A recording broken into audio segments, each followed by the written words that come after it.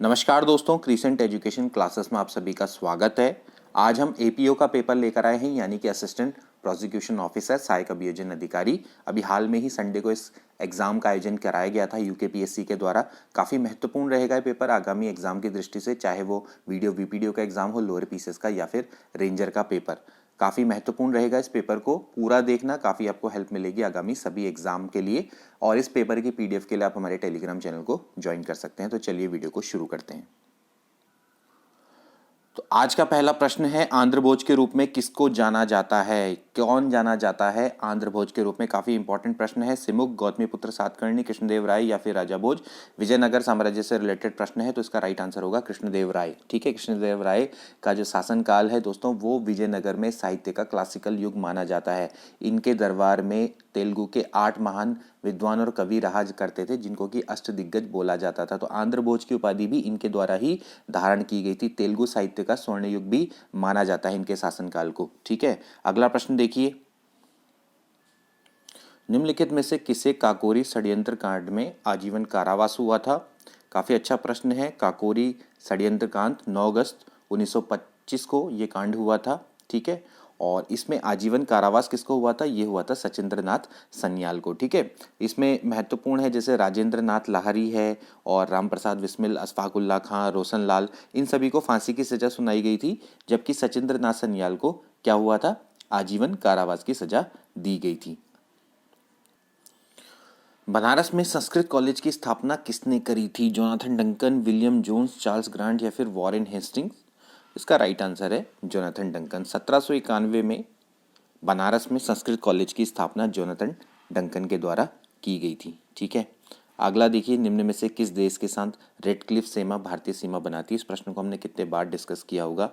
चीन, म्यांमार, नेपाल, पाकिस्तान। तो red Cliff रेखा दोस्तों भारत और पाकिस्तान के मध्य बनी गई है। ठीक है, इसके बाद अगला देखिए, कौन सी नदी गंगा की सहायक नदी नहीं है?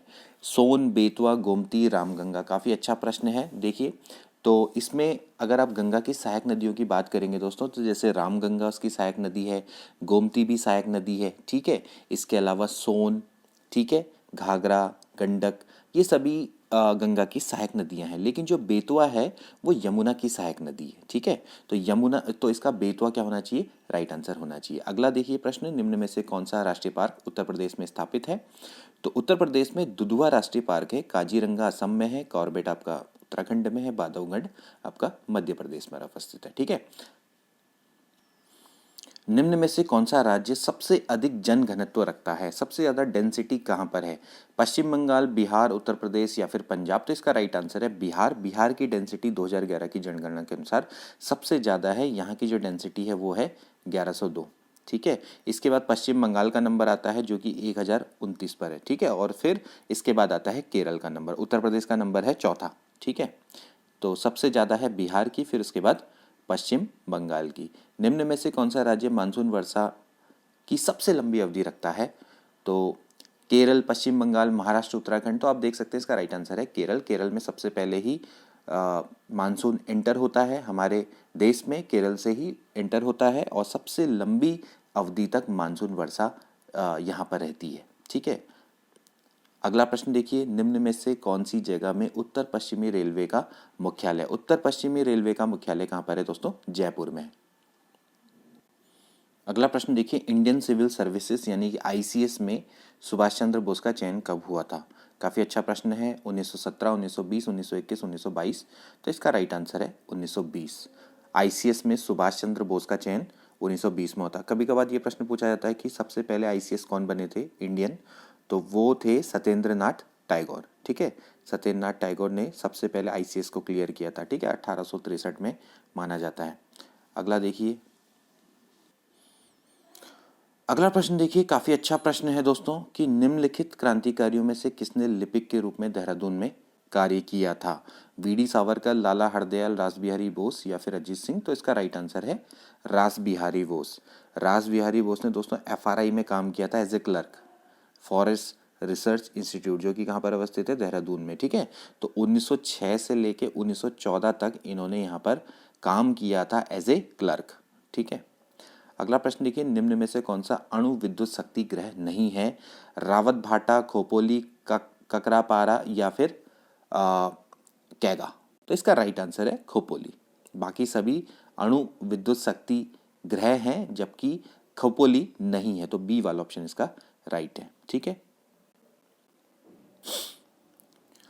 कौन सा केंद्र रेशम वस्त्र के उत्पादन के लिए नहीं पहचाना जाता है? इनमें से आपको बताना है कौन सा केंद्र रेशम वस्त्र के उत्पादन के लिए नहीं पहचाना जाता है। अहमदाबाद पहचाना जाता है, मैसूर, श्रीनगर, ये तीनों केंद्र रेशम वस्त्र के उत्पादन के लिए पहचाने जाते हैं, जबकि रत्नागिरी रेशम वस्त्र के उत्पादन के लिए नहीं पहचाना जाता। एक अल्फांसो आम का एक किस्म होती है ना, उसके लिए ज़्यादातर ये पहचाना जाता है। ठीक है। अगला प्रश्न देखिए, बागेश्वर का बागनाथ मंदिर किन दो नदियों के संगम पर स्थित है? तो आपको पता होगा कि भाई सरयू और गोमती, यहाँ पर दो नदियाँ मिलती हैं। उन बागनाथ मंदिर इन दो नदियों के संगम पर अवस्थित है। ठीक है, आगे बढ़ते हैं। अगला प्रश्न देखिए, ब्रिटिश प्रशासन द्वारा राजकीय रक्षालय संस्थान की स्थापना कहाँ की गई है? कहाँ की गई थी, मतलब मुक्तेश्वर, पटवाडंगार, या फिर धर्मगढ़, या फिर धनौल्टी? तो इसका राइट आंसर है दोस्तों धर्मगढ़। ठीक है, यानी कि सी वाला ऑप्शन इसका करेक्ट है। आगे बढ़ते हैं। सर जॉर्ज एवरेस्ट ने अपनी वेधशाला कहाँ पर स्थापित करी थी? मसूरी, नैनीताल, देवस्थल, या फिर एबट माउंट? या इसका राइट आंसर है मसूरी। आगे बढ़ते हैं। ब्रिटिश कालीन कुमाऊं का पहला कुष्ठाश्रम कहाँ पर हुआ था? तो पहला कुष्ठाश्रम कहाँ पर अवस्थित है? सभी लोग इसके बारे में जानते होंगे दोस्तों, ये अल्मोड़ा में अवस्थित है। ठीक है, आगे बढ़ते हैं। आपने बताना है कौन सा युग्म इसमें सुमेलित नहीं है, स्थान और क्या गतिविधि वहाँ होती है। तो देखिए, ओली, ओली किसके लिए है दोस्तों? शीतकालीन खेल के लिए प्रसिद्ध है, तो ये तो बिल्कुल सही है। इसके बाद अगला देखिए, पंचेश्वर, पंचेश्वर में क्या होता है? मत्स्य आखेट होता है। ठीक है, ये भी बिल्कुल सही है। ठीक है, मछलियों का शिकार के लिए प्रसिद्ध है। पिंडारी में ट्रैकिंग होती है, लेकिन हरसिल दोस्तों जल क्रीड़ा के लिए फेमस नहीं है। हरसिल तो सेब के लिए प्रसिद्ध है। ठीक है, तो हरसिल उत्तरकाशी में है, जो कि जल क्रीड़ा के लिए प्रसिद्ध नहीं है। अगला देखिए, उत्तराखंड में प्रचलित आभूषण धागुला शरीर के किस अंग में धारण किया जाता है? तो शरीर के किस अंग में धारण किया जाता है दोस्तों? कलाई में धारण किया जाता है धागुला, जो आपने देखा होगा कि हम कलाई पर पहनते हैं, तो धागुला शरीर की कलाई पर, ठीक है, पहना जाता है। अगला देखिए, कौन सा गुरुद्वारा उत्तराखंड में स्थित नहीं है? पौंटा साहिब, रीठा साहिब, नानक मत्ता, या फिर हेमकुंड साहिब? तो भाई इसका राइट आंसर क्या है? पौंटा साहिब उत्तराखंड में स्थित नहीं है।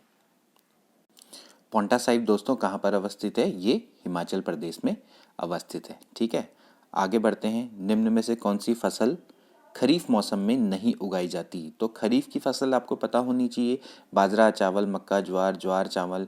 ठीक है, तो ये इसका ए वाला ऑप्शन करेक्ट है। जौ एवं सरसों ये खरीफ मौसम में नहीं उगाई जाती हैं।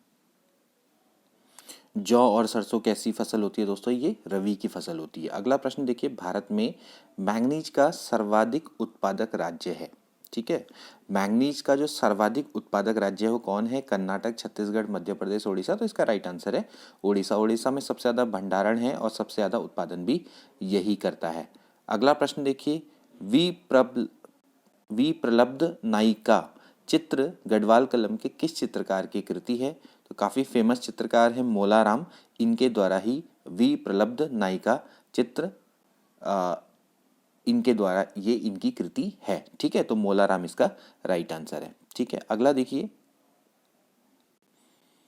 अगला प्रश्न देखिए, कुमाऊं का पहला क्षय रोगाश्रम कहाँ पर अवस्थित हुआ था? तो भाई जो क्षय रोग यानी कि जो टीबी रोग है, इसका कहाँ पर अवस्थित है? ये है दोस्तों भवाली में। ठीक है, आगे प्रश्न पढ़ते हैं। कटारमल स्थित मंदिर किस देवता को समर्पित है?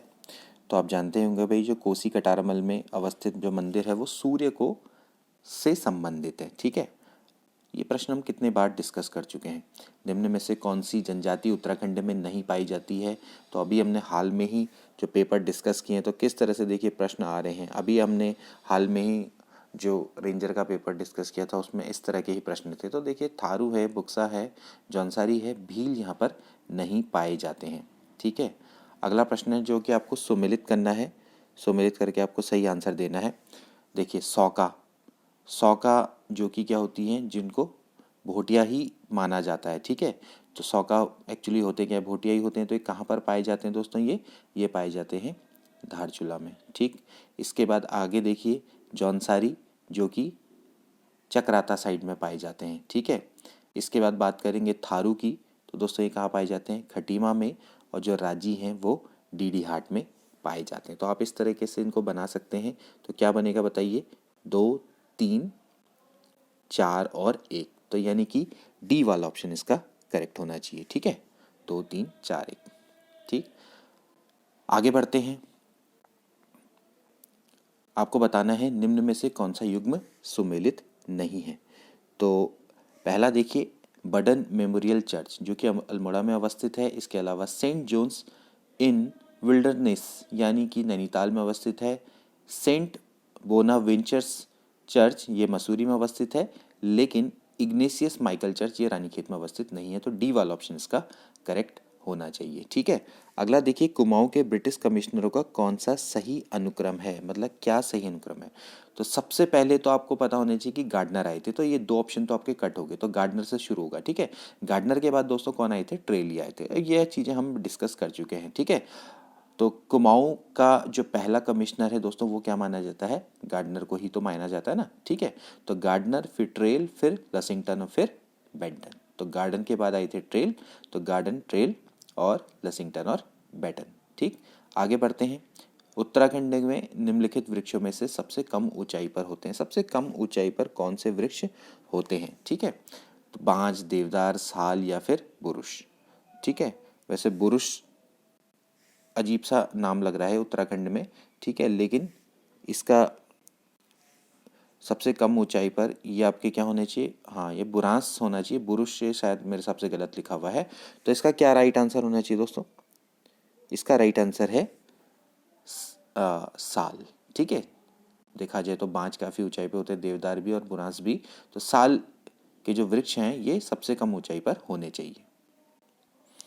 अगला प्रश्न देखिए, निम्न में से कौन सा युग्म आपको बताना है कि सुमेलित नहीं है। विष्णुप्रयाग जल विद्युत परियोजना यह अलकनंदा पर है, बिल्कुल सही है। बनबसा यमुना पर नहीं है, यानी कि बी वाला गलत है। चीला गंगा पर ही है। और टिहरी भागीरथी पर अवस्थित है। जो बनबसा योजना है वो यमुना में नहीं, ये शारदा नदी पर अवस्थित है, जिसको कि नेपाल में महाकाली नदी के नाम से भी जाना जाता है, ठीक है। अगला देखिए, उत्तराखंड में मैग्नेसाइट की पहली फैक्ट्री कहाँ पर स्थापित हुई थी। उत्तराखंड में मैग्नेसाइट की पहली जो फैक्ट्री है दोस्तों वो कहाँ पर स्थापित हुई थी, वो हुई थी झिरौली में, ठीक है। आगे बढ़ते हैं। निम्न में से कौन सा युग्म आपको बताना है सुमेलित नहीं है। प्रिपेयर का लेवल काफ़ी अच्छा है, मतलब सिंपल से प्रश्न है, बार बार हमने पढ़े हुए हैं। राजाजी राष्ट्रीय उद्यान, पहला ही देखे गलत है। राजाजी राष्ट्रीय उद्यान उत्तरकाशी में अवस्थित नहीं है। कॉर्बेट पौड़ी तथा नैनीताल में है। नंदौर नैनीताल में है। नंदा देवी चमोली में है। लेकिन राजाजी राष्ट्रीय उद्यान उत्तरकाशी में अवस्थित नहीं है, ये तो हरिद्वार में अवस्थित है, ठीक है। तो इसके बाद राजाजी मतलब उत्तराखंड, हरिद्वार और देहरादून के आसपास, ठीक है।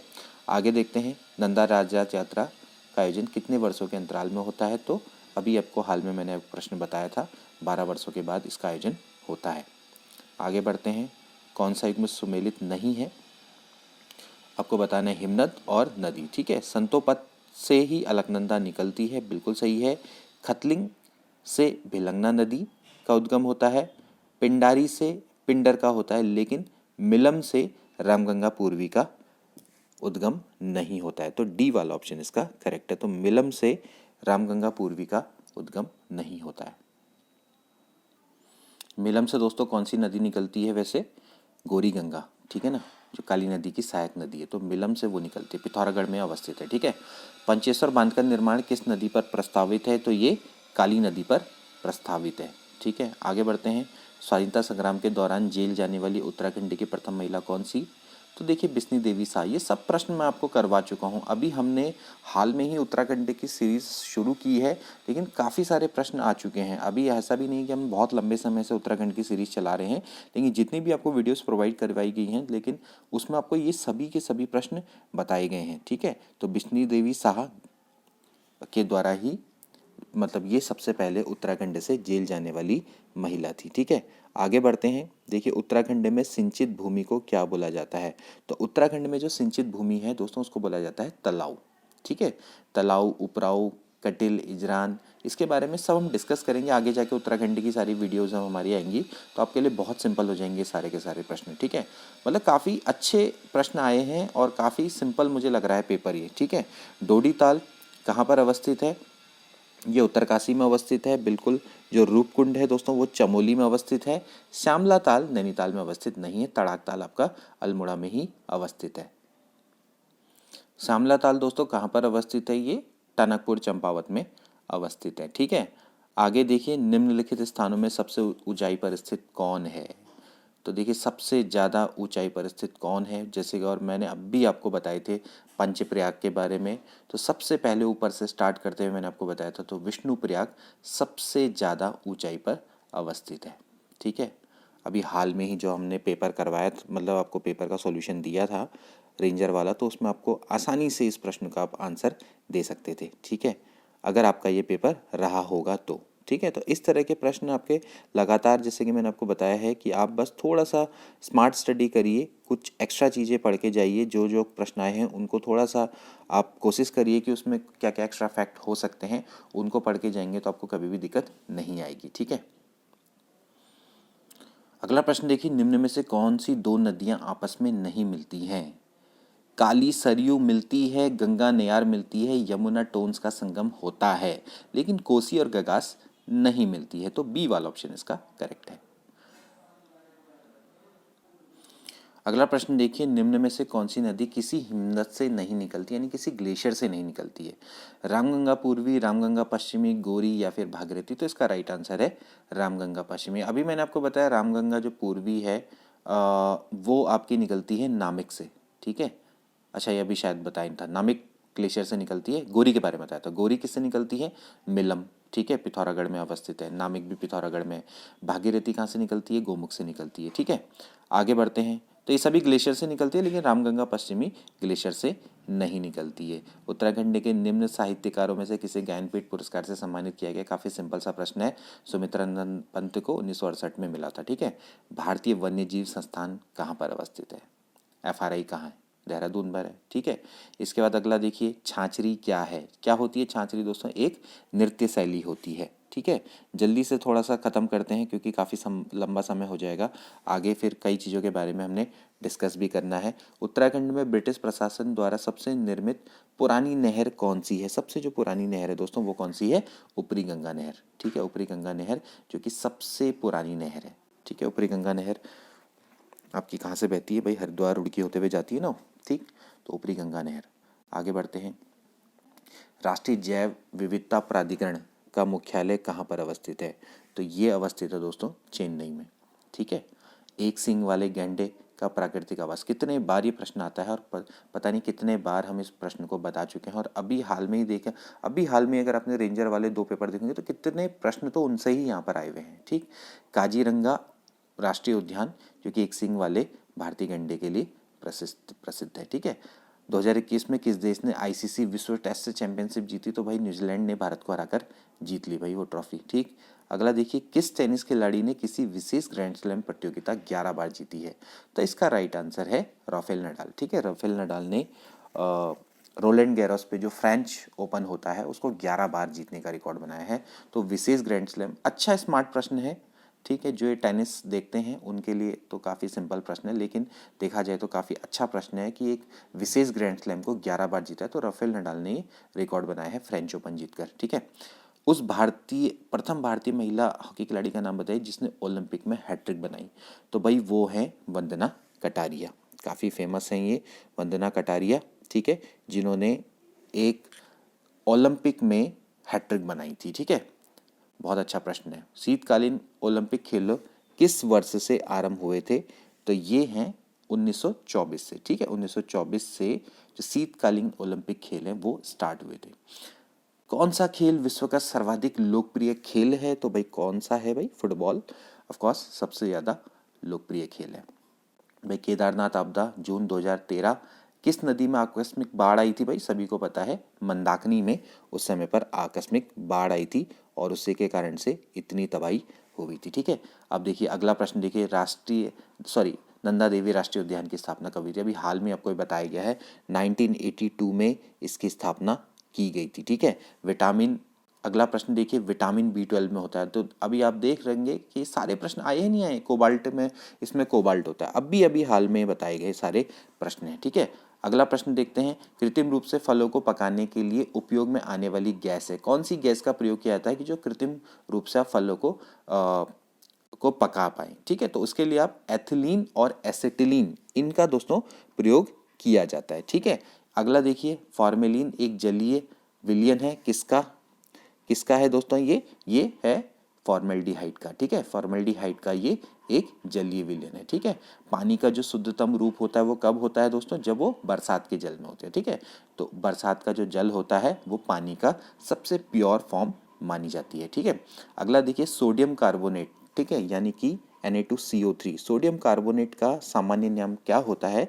तो दोस्तों ये होता है धोने का सोडा। तो धोने का जो सोडा होता है वही सोडियम कार्बोनेट का सामान्य नाम है। काफ़ी सिंपल सा प्रश्न है। वयस्क मानव शरीर में हड्डियों की संख्या कितनी होती है? 206 हड्डियां होती हैं। ठीक है, 206 हड्डियां एक सिंपल से जो वयस्क मानव शरीर है उसमें होती हैं। ठीक है,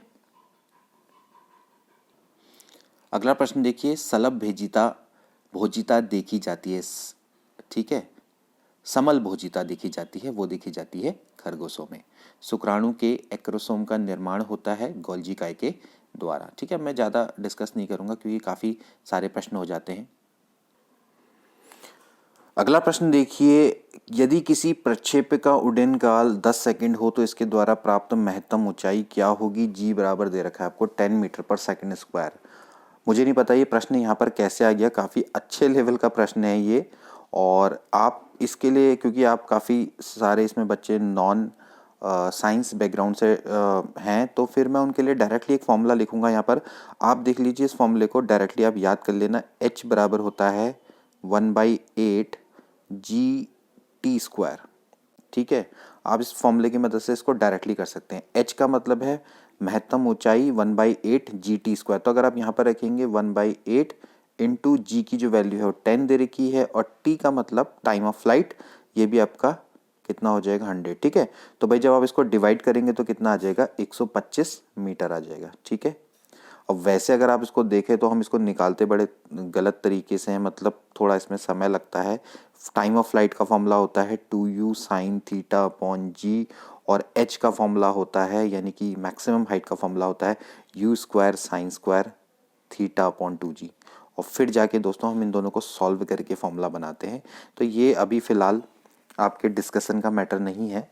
फिलहाल आप जो मैंने आपको फॉर्मूला बताया, आप इसकी मदद से आप डायरेक्टली उसको कर सकते हैं। किस माध्यम में ध्वनि की चाल अधिकतम होती है?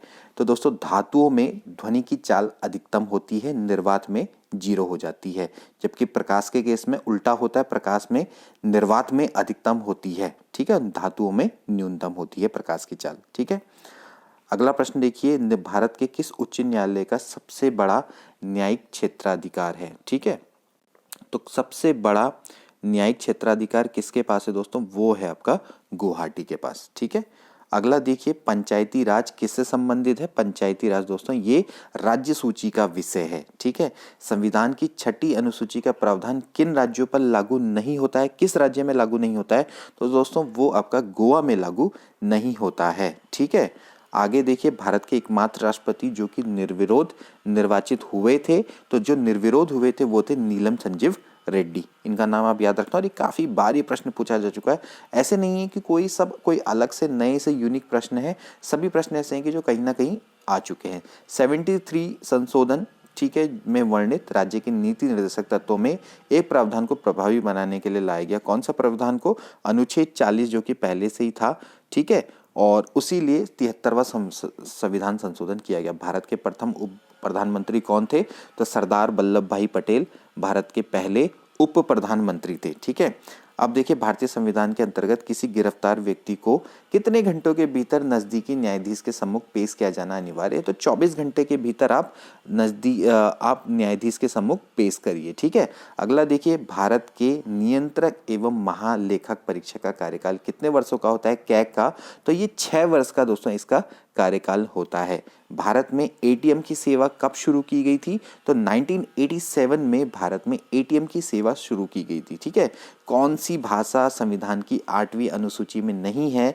तो पारसी भाषा भारत की 8वीं संविधान की 8वीं अनुसूची में नहीं है। ठीक है। अगला देखिए भारत में पहले मध्य अवधि चुनाव हुए थे, यानी कि जो मिडिल में जो चुनाव हुए थे दोस्तों वो हुए थे 1971 में। ठीक है। तो पहले मध्य अवधि चुनाव उस समय पर ही हुए थे। अगला देखिए निम्न में से भारत के 25वें महालेखक नियंत्रक यानी कैग के रूप में किसको नियुक्ति किया गया? तो अभी हाल में ही नियुक्ति हुई है दीपक दास। ठीक है। इनके द्वारा किया गया है। ठीक है। अगला देखिए केंद्रीय बजट 2021-22 के अनुसार वित्तीय वर्ष 2021-22 में रेलवे के लिए कितनी राशि को आवंटित किया गया है? तो ये थोड़ा सा टिपिकल क्वेश्चन है, लेकिन इसका डी वाला ऑप्शन करेक्ट है। हालांकि इस प्रश्न को भी आप जरूरी नहीं है, देखिए सारे प्रश्न नहीं करने होते हैं। 1,10,055 करोड़ की राशि को आवंटित किया गया है। अब देखिए विश्व जनसंख्या दिवस अब भी हाल में बताया था, कब बताया था? 11 जुलाई को मनाया जाता है विश्व जनसंख्या दिवस। ठीक है।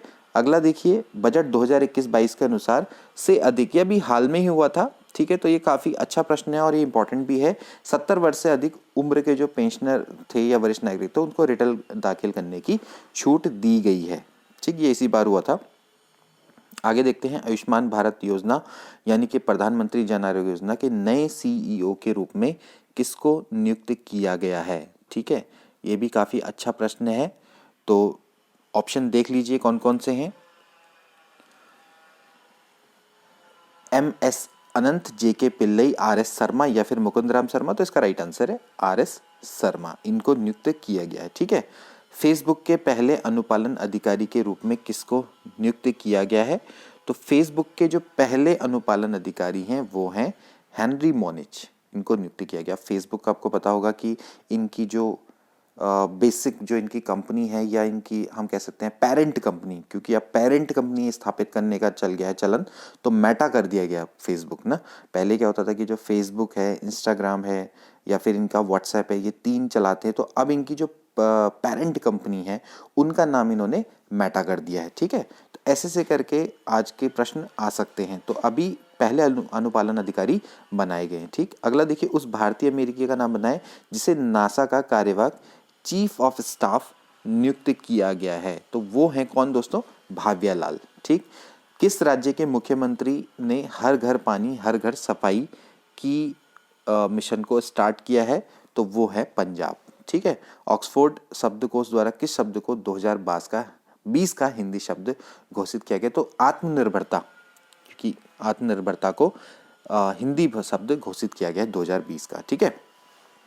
निम्न में से कौन 25 वर्ष की आयु में भारत की सबसे युवा महिला पायलट बन गई हैं?